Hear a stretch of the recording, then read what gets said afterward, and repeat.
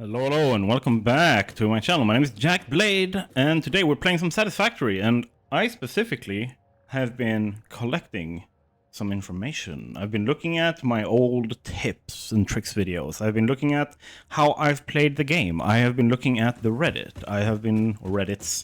I've been looking at the official Discord. I've been talking to people in my Discord. I've been talking to people in the stream. I've been reading all my comments.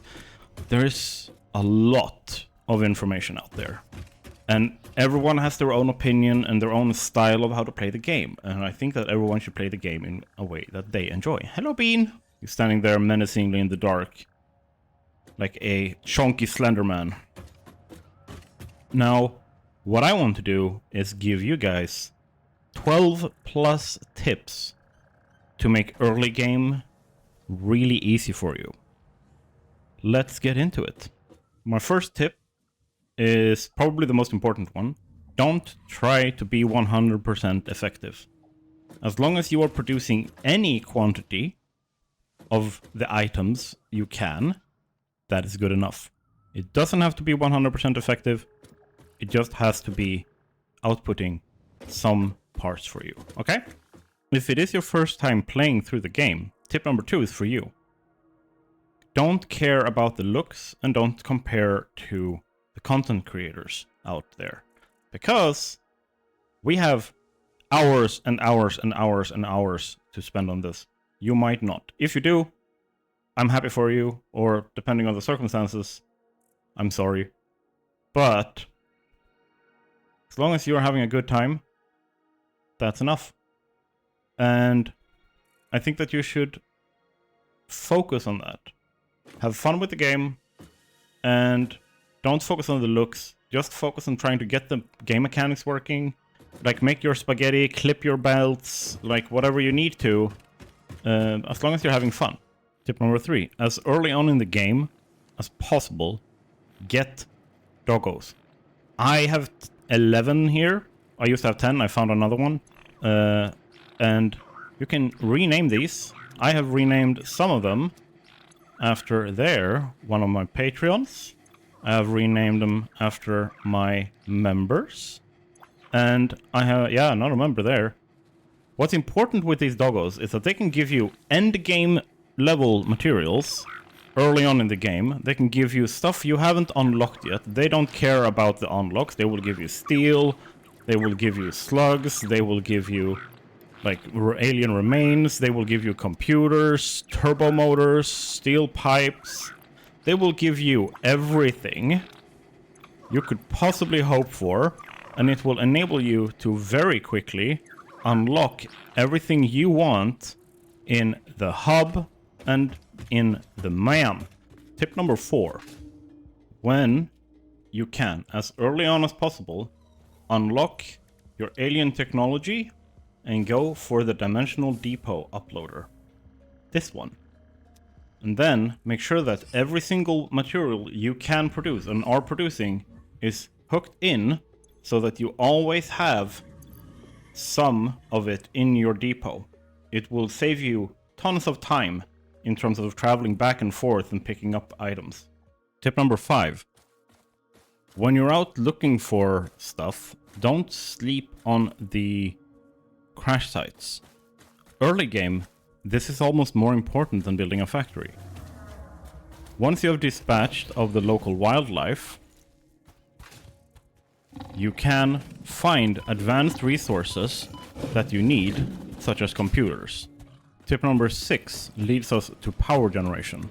When you start messing about with coal power plants, you can very, very easily end up with multiple hours, especially if you're a new player. We're looking at maybe between 6 and 10 hours of playing to be able to build a decent coal power plant setup. Want to skip that entirely? Let's go for summer sloops instead. When we talked about getting advanced resources, one of the things you can find out in the world are these summer sloops. Summer sloops allow you to build these. And when you get 30, 40 of these, 30 being the prime target, I would say, each of these give you 500 megawatts of free power and a 10% network boost. Which means that by placing down 3 of them, you're getting 1,500 and an additional 450. So you get almost 2,000 megawatts without having to like use any water, any pipes, or any coal. Tip number 7 goes off to a little bit more of the veteran crew. The people who have played a little bit, they might have tried it out and they realized, okay, I need to start over, but I also want to get back to where I was quickly and stuff like that. Well, here's my tip. Walk the plank. No, not really. What we are looking at is making a little bit of a off-the-grid, off-the-world platform like this, right? There's a specific reason why. And that reason is because we want to delete this. Basically, everything we need for phase 1, phase 2, and phase 3. We want to delete it. We don't care about running long buses or anything like that. What we do is this. And then we manually place in everything we need. So we go out to whatever resource, if it's SAM ore, if it's like coal, if it's iron, if it's copper, like if it's close enough, right? Like there's some iron over here, right? There's some normal nodes, so like around here, so it's easy to just run that in. But if it's like a resource that's like on the other side of the map, like quartz or something, quartz is way over there in the blue forest, like then place down a bunch of miners on them, place in a bunch of storage containers, and then you hook those into dimensional uploaders, and you just fill up containers over here, or you go and like haul it back manually. I don't care how, but don't bother with a massive, super intricate, like multi-factory super setup. All you got to do is get just a little bit of everything so that you can finish phase 1, phase 2, and phase 3. The only thing that you would need to like build offsite is the oil processing, which like pick your starting position accordingly. So you don't have to like, I'm just by the blue crater lake, I can easily go over there and fix that. Now, I haven't really done that setup in this Let's Play, but if I wasn't making a super beginner friendly Let's Play, that's what I would be doing. If I was playing for myself, I would rush phase 3 and get as much of the resources like produced as possible so that I have them stored up. And then when I hit phase 3, complete phase 3, so that like up there in the right corner it should say complete phase 4. When I'm at that point, then I start building permanent factories. And then once I have like the resources and everything, I go into, like, I take my save, I put it into Satisfactory's, like, interactive map, and I delete that entire thing. I delete that abomination, and that's my starting point. Alternatively, and that's if I really want to get the achievements and everything. If I don't care about that, go unlock so that you have finished phase 1, phase 2, and phase 3, but when you start the game. Because so many people are saying, that's when the game starts. That's when the game starts. If that's the case for you, go make sure you get there as fast as possible so you feel like you're playing the game. Because otherwise you're gonna get, like, by the time you get there, you're gonna be burnt out. Because remember, phase 3 is building computers, it's building trains, it's building heavy modular frames. You know how much time that takes, and you know how you have to go back and rebuild your starter factories or whatever it is. Remove that drain from yourself and make life a lot easier, okay? So just use the doggos, use the crash sites, get that early game progress as fast as possible. Don't build a coal power plant setup, use summer sloops. If you want to, like, if you don't like the exploration, like, summon them in. Use the advanced, go, just do this. I'm not gonna do it because I can't delete them again, but select items to give. Here, Go, like, I don't want to go and look for summer sloops. Boom, go here. Just give them to yourself. Tip number 8. You decide how you want to play the game. Which means, when you make your new world, remember to set up your mods. Satisfactory Mod Manager is back online for 1.0, and that means that we can design our own experiences the way we want to. So keep that in mind. We want to make the game as fun as possible for ourselves. And that doesn't mean we hate the game. That doesn't mean that like we are like punishing Coffee Stain Studios by going like, nah, I'm gonna mod this game. It just means that, just like with any other moddable game, that sometimes you want a different experience. Tip number 9. When you pick your starting position, you're not really picking a specific like spot on the map. When you pick your starting position, you're picking the biome of that. Because of how the resource distribution is for 1.0, you are no longer really thinking, hey, do I have like all the resources within my immediate vicinity? You're thinking, do I have all the needed resources within this biome for my plants? As you can see, this is essentially like one massive factory, it's one ecosystem. This is just the grassy fields getting covered in everything. It's like it's completely covered soon.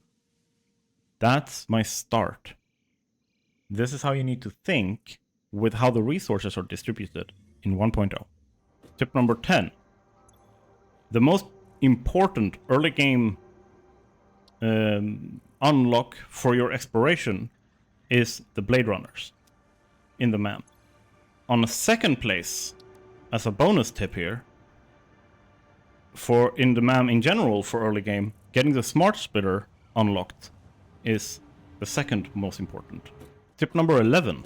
On the subject of the MAM, when you unlock hard drives in the MAM, you lock whatever they are showing from being rolled again the next hard drive you roll. So if you don't like the rolls that you're getting when you rolled a hard drive, instead of just going like, ugh, and then picking one of the recipes, leave it in like this and go and just start unlocking a different hard drive so you don't roll the same recipes again.